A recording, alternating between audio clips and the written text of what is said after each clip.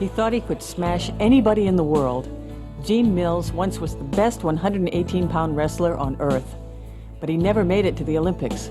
The U.S. boycotted the Moscow Games in 1980, and he cried. Doctors reconstructed his shoulder in 1984, and he hurt.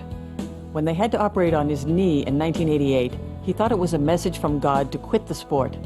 He then spent 16 years as an assistant coach at Syracuse, and finally had a chance at the head coaching job. I was in the athletic director's office, and he sat down and told us that at the end of this year, at the end of this competitive season, the wrestling team will be discontinued, and there will no longer be a wrestling team. At the time, I couldn't talk. First thing through my mind was like, wow, what am I going to do? I have a wife and 2 kids. And I'm like, I can do anything. You know, within 1 minute, I was thinking, what about these kids? 30 seconds. And for me, it was just a state of shock.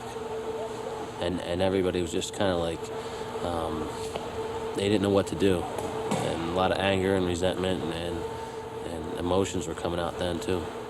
That's the main thing. I mean, I was just, angry, sad, upset. I mean, just every type of emotion you could really happen to me. It was, your career's over. A lot of things just went through your head. That's it, that's it. Syracuse's student population is 51% female, but only 32% of its athletes are women. Title IX requires that the percentages be reasonably even, or that a school show an increased commitment to women's sports, or that it satisfy the interests of the female student body. Syracuse chose to add increasingly popular women's sports, soccer, lacrosse, and softball, and drop what it saw as sports on the decline, men's gymnastics and wrestling. In the last 5 Olympics, we've had 12 guys on Olympic teams. However often Mills has reflected upon his own Olympic dream, Jason Gleesman has lived it for him. A can't-miss recruit out of high school and Syracuse's top heavyweight, Gleesman wrestled in the Atlanta Olympics for the United States. With a final year left in his college career, Gleesman lost his team, his focus, and his confidence in his school. I'm mad too. And a lot of guys just have a problem with it. I mean, they can't accept the fact that this is our program's done. We've grown to be a family, and all the time and effort and heartache that we put in each other, into the room and practice and everything, and then all of a sudden they're telling us it's useless, forget it. When you eliminate a program, somebody is going to get hurt. Some hard decisions had to be made institutionally across the country, not just at Syracuse University. What can we afford to do well? And then let's do it.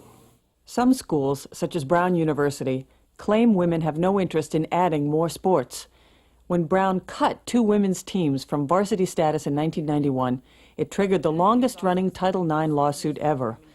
The case seemed bound for the Supreme Court, even though the women who brought the suit have long since graduated. Gymnasts Amy Cohen and Lisa Stern relive their sport now through an overflowing scrapbook.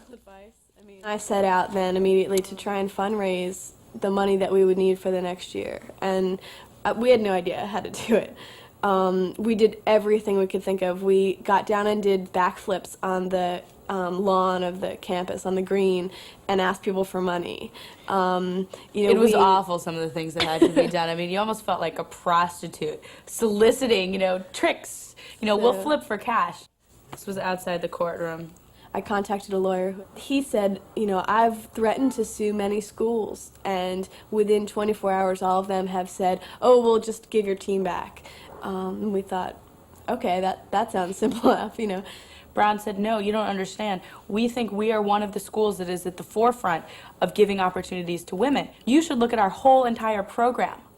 Look at how great we are, and you will see that we are in the lead for giving women opportunities to compete in athletics and participate. So we did that, and as a result, Brown obviously, even though they were doing well compared to the other schools, they still weren't abiding by the law. I mean, men's gymnastics is disappearing, and people would say it's a result of Title IX. I don't think it's a result of Title IX. I think it's a result of universities not wanting to look at other ways to put money into athletics, or not wanting to look at ways that they can trim down their athletic budgets for certain sports or for the athletic program as a whole. The men's gymnastics teams, men's wrestling teams are are feeling horrible like we did when their sports cut, and they're needing to blame someone. And it's hard to blame their institution. And the institution is trying to put out a lot of publicity saying that it's not the institution's fault, that it's Title IX's fault, and that it's women's fault. But I don't think you can blame women for wanting the same thing that men have. And I don't think you can blame women for claiming what really was promised to them 25 years ago.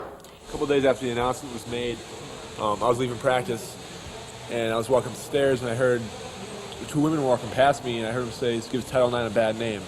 And I agree totally with that comment because, you know, it wasn't meant to hurt us, you know, or to give women bad, you know, make women the reason why we're getting cut, you know. It was meant so everything could be equal, and it gives it a bad name. We have to put it in budgetary terms. And would we like to have wrestling here at Syracuse? Sure. Would we like to have men's gymnastics here at Syracuse? Sure. They both have a rich and storied tradition here. But they also have an expense associated with them. Right now, this is supposedly our last match ever at Manley Field House. Use that energy to show them the reason why this should not be. Take one match at a time. No matter what happens, we'll be able to keep our heads up high. Guys, let's do it. Syracuse! Syracuse! Syracuse! Let's go, guys. On this night, Syracuse lost match after match. Jason wrestled last. He had no chance to notch enough points for a team win, but at least he could say goodbye by winning his own match.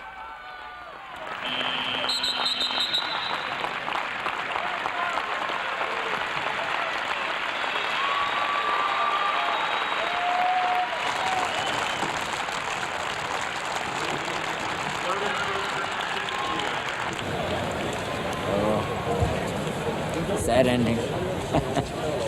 Oh, good ending.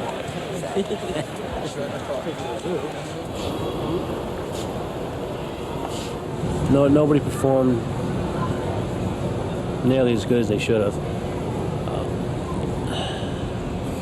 You know, it's one thing to say you can come back and do it again, but you never can now. I mean, once that mat gets rolled up,